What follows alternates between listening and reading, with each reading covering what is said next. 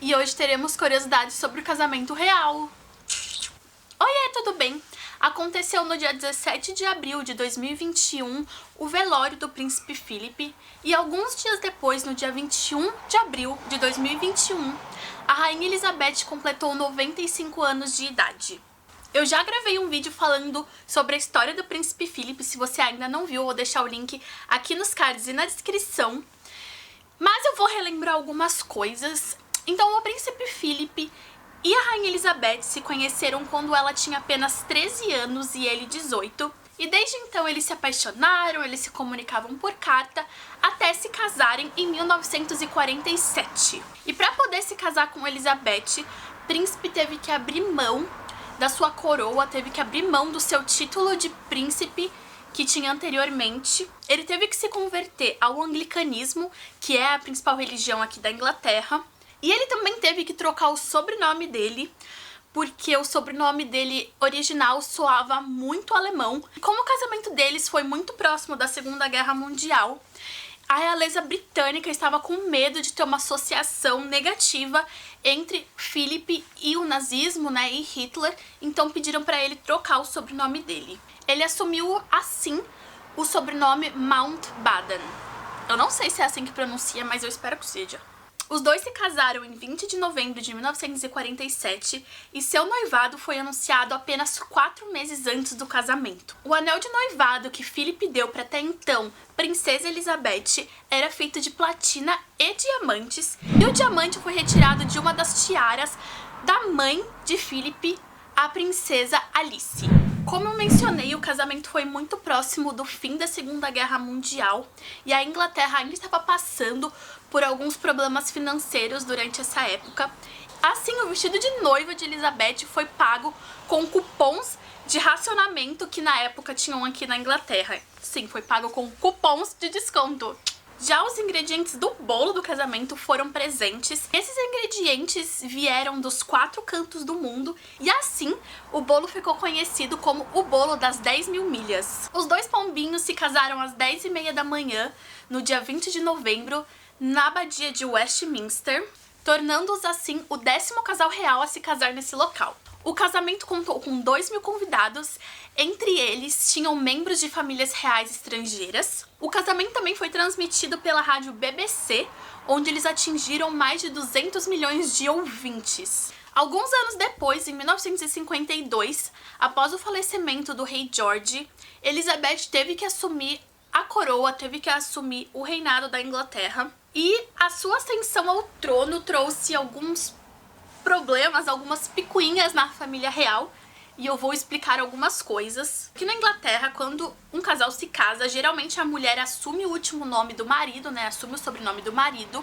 Porém, entretanto, todavia, o casal teve uma pequena briga sobre isso, porque Philip queria que a Elizabeth assumisse o nome dele, né, o Mountbatten, sei lá como fala isso, mas se ela assumisse depois de sua coroação, que aconteceu em 1952, a família real passaria a ser Mountbatten e não mais Windsor. E aí, quando a rainha Mary ficou sabendo que Philip queria colocar o seu nome, né, na rainha e nos filhos também, ela acionou o primeiro-ministro, que na época era Winston Churchill, que foi dar uma comida de rabo na rainha, né, na futura rainha, e falou: mano, você tá doida? Você vai passar todo o seu reinado pro bonitão? Não, você vai continuar sendo Windsor e segue o baile. E aí a rainha aceitou, né? Aceitou que continuasse sendo Windsor.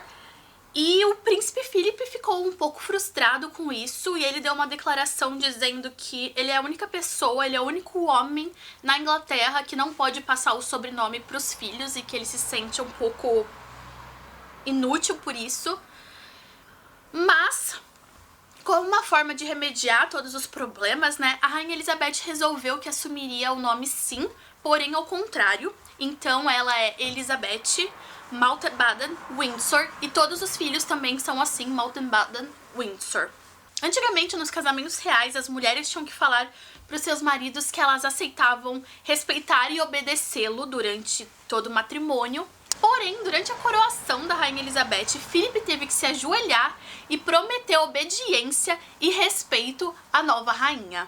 E aí agora eu vou explicar por que Filipe era príncipe e não rei consorte. De acordo com as leis britânicas, apenas a mulher vira rainha consorte e o homem não vira rei consorte, para evitar assim que o título, que a coroa, passe para a família do homem, que não é a linha de sucessão, que justamente foi esse todo o drama com o sobrenome. Então, se Filipe fosse rei consorte, depois, se eles não tivessem filhos, né, que no caso hoje vem o Charlie, mas caso acontecesse alguma coisa antes do Charlie nascer, enfim, a coroa poderia passar para a família do Filipe, porque na hierarquia rei é maior do que rainha. Então por isso Filipe nunca foi rei consorte e sim príncipe consorte. Mas quando a coroa passar para Charles, né, o filho do casal, a sua atual esposa, a princesa Camila, vai sim ser chamada de rainha consorte. Mas para não deixar o Filipe sem nenhum título, né, deixar ele sem ser parte da realeza, vamos dizer assim,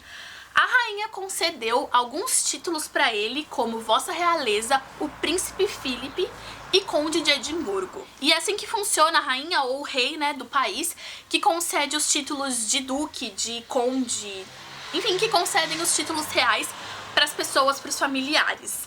Então ela pode escolher quem vai ser princesa, quem vai ser duque, quem vai ser conde, quem vai ser qualquer outra coisa, ela que concede esses títulos para as pessoas. Em 2007, a rainha Elizabeth e o príncipe Filipe foram o primeiro casal da monarquia britânica a celebrar bodas de diamante, que são 60 anos de casado, e depois, em 2017, eles quebraram o próprio recorde e foram o primeiro casal a celebrar bodas de platina, que são 70 anos de casado. O casal celebraria 74 anos de união agora em novembro, porém com a morte de Filipe, né, eles atingiram a marca de 73 anos de união, de casamento, sendo o casal real britânico com mais longevidade, com um casamento mais longo da história. E essa é a história do casamento da rainha e também um pouquinho da coroação dela, que tem uma conexãozinha aí.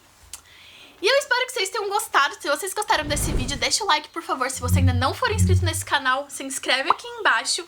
Comenta o que você achou, comenta se você gosta desse tipo de vídeo, se você quer mais vídeos desse estilo ou que tipo de vídeo você gosta. Até o próximo vídeo, um beijo e tchau!